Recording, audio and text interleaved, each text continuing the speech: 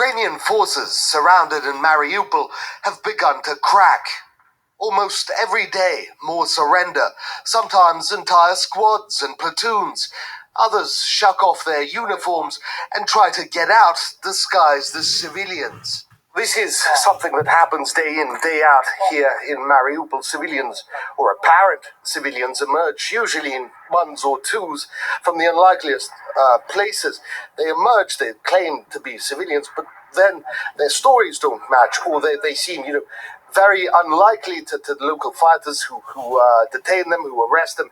Usually they are searched on the spot, sometimes stripped, to check for bruises from rifle butts, as well as for bruises or marks from heavy bulletproof vests. If you wear them for weeks on end, they leave marks invariably.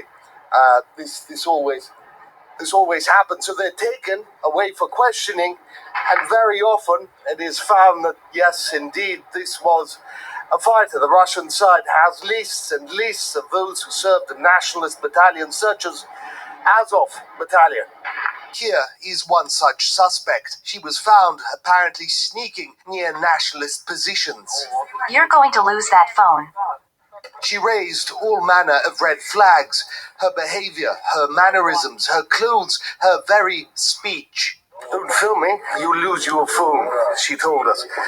A very, very brave woman, emerging from the Azov Steel Industrial Complex, which is under the nationalists. She is most likely, fighters here tell us, a sniper.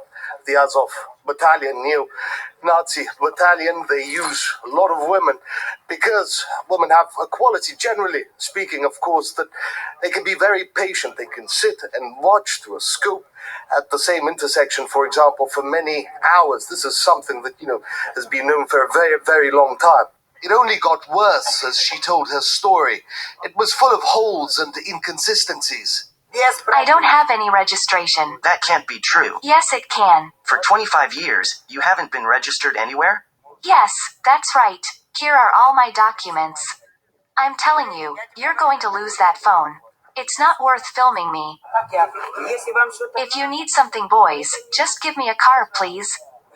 Were you coming from the morgue or the school? From the morgue. But you just said you were coming from the school. I said I was going to find my sister. Don't you try to confuse me. You won't be able to confuse me. Trust me. Everything's fine with my memory. Enough red flags were raised to warrant detaining her. She was driven to a base.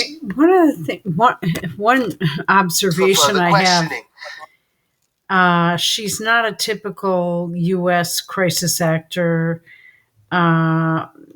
Clearly, she's a mess. She hasn't washed her hair. Not looking healthy. Her lips her color is shitty. And she's being just a general bitch. There, we met another man. His story, even more remarkable.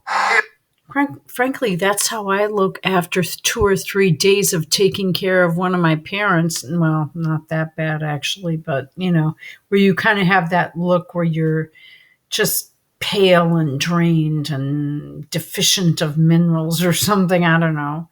Here's another man that was detained. He claims to be completely innocent. He says that he was near Russian military equipment by happenstance. It was through a complete accident. Yet during questioning, a huge number of images were found on his phone with Nazi symbols, nationalist symbols showing the glory of Ukraine, the glory, praising the glory of the Aryan race. Many calling for the deaths of Russians and the creation of a huge, glorious Ukraine. He claims that all of these images were downloaded to his phone by his wife. Conveniently can't be found. She left the city. You say your wife downloaded it? My wife downloaded it. Maybe it was spam or something.